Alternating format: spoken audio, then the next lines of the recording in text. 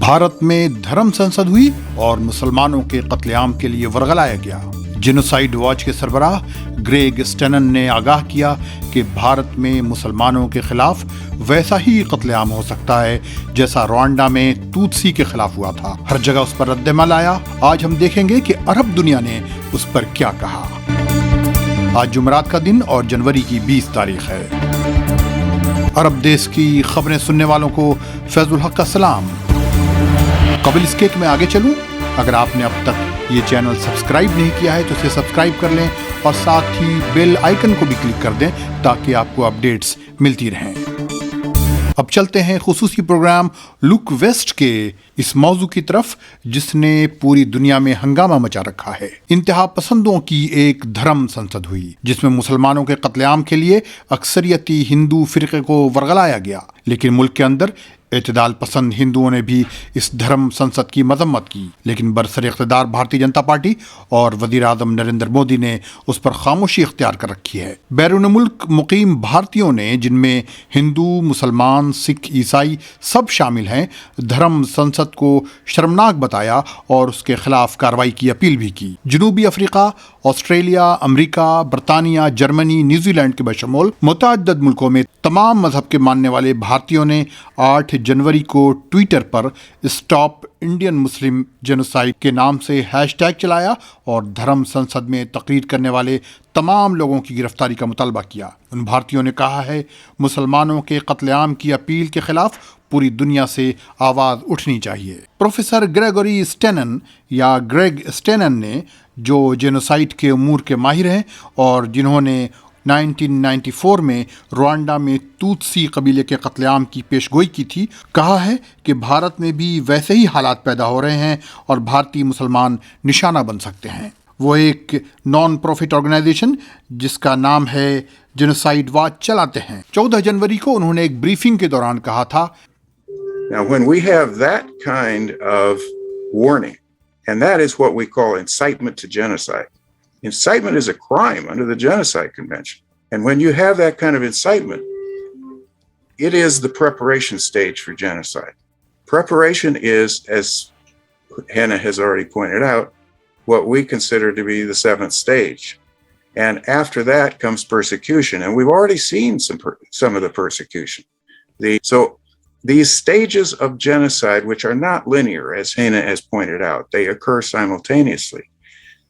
Many of them are already present in India today. We should be watching out. We should be crying genocide emergency for India.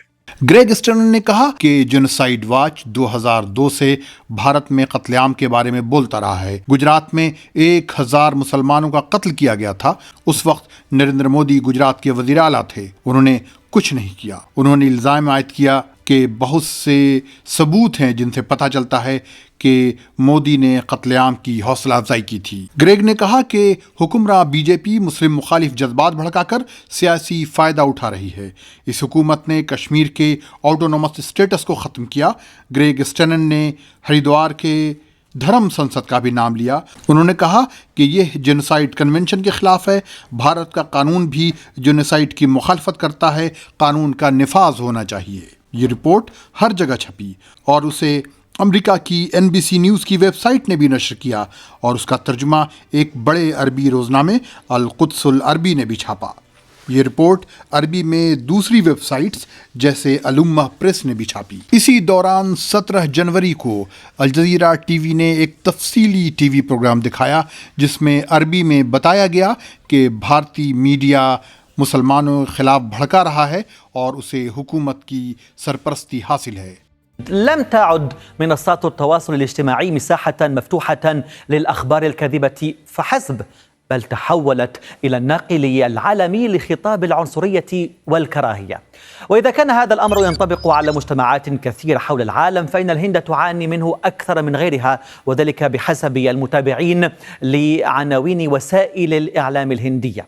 इस programme में बताया गया कि media नफरत का कारोबार कर रहा है और हुकूमत तमाशाबीन बनी हुई है। ये प्रोग्राम अंग्रेजी अल जजीरा पर भी, प्रोग्राम द लिसनिंग पोस्ट में भी दिखाया गया था। उसके बाद अरबों ने ट्विटर पर भारतीय लीडरशिप को सख्त सुस्त सुनाया। नासिर अहमद ने अरबी में लिखा, खलीज के ममालिक को भारतीय हिंदुओं को जो यहाँ काम कर रहे हैं डिपोर्ट कर देना चाहिए और उनकी जगह भारतीय मुसलमानों को मुलाजमत देनी चाहिए। उन्होंने लिखा, मोदी भारत में हुकूमत में आने वाले बदतरीन वज़ीर आज़म हैं। सहाफ़ी हुज़ैफ़ा फरीद, जिनके ट्विटर पर 27,000 फॉलोअर हैं, डॉक्टर ग्रेग स्टनन का वो वीडियो शेयर किया है जिसमें वो बता रहे हैं कि भारत में मुसलमानों के कत्लेआम का वक्त करीब है। ग्रेग ने बताया था कि भारत में कत्लेआम की तैयारियों का ये 7वां स्टेज है और अब कत्लेआम की तैयारी है।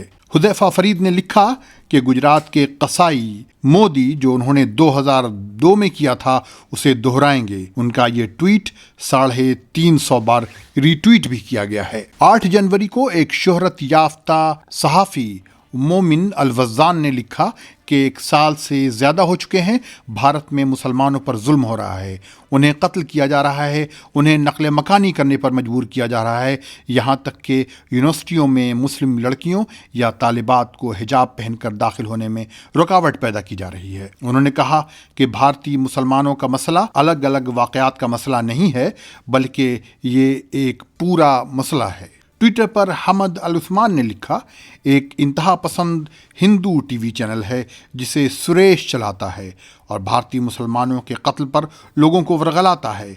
भारतीय हुकूमत को चाहिए कि वो इस शर को रोके।